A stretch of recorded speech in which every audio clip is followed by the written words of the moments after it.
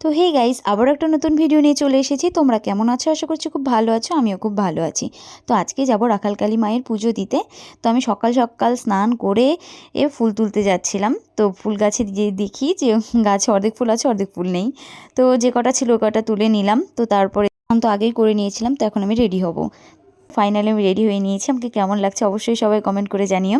তো এদিকে রেডি হতে হতেই দেখি টোটোও চলে এসেছে। এখন যারা যারা যাব তা সবাই বসেও পড়েছে। এখানে বৌদি ছিল দুটো, তারপরে আমাদের পুচকি ছিল।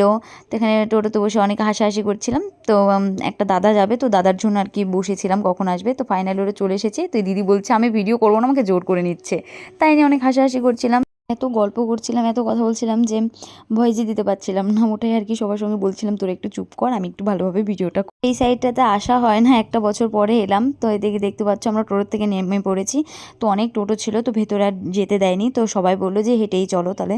তো তারপর হেঁটে হেঁটে যাচ্ছিলাম। তো এদিকে ঠাকুরমশাইকে দিয়ে ভয় পেয়ে গেছিলাম, বললাম যে ঠাকুরমশাই তো চলে গেল। তো বৌদি বললো না, আছে আরও ভেতরে, চল। তো তারপরে এদিকে দেখতে পাচ্ছ এসে নিয়ে লাইনেও দাঁড়িয়ে পড়েছি।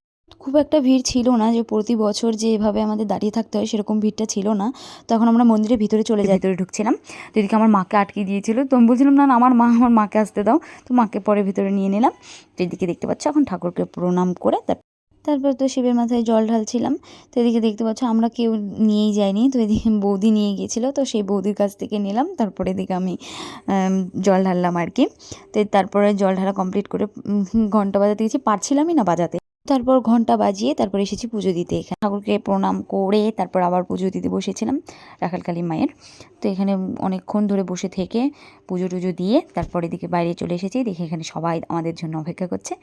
তারপর আমরা ভাবছিলাম কি খাবো কি খাবো, তারপর আমরা আইসক্রিমটাই খেলাম আর কি। তো সবাই আখের রস খেয়েছিল, তো আমরা খাইনি। তো আমি তারপরে আইসক্রিম কিনেছিলাম। তো এদিকে দেখি মা ব্যাংক নিচ্ছে টাকা জমানোর জন্য। তো যাই হোক, তো আমি বললাম নাও নাও, এটাই নাও, এটাই ভালো লাগছে।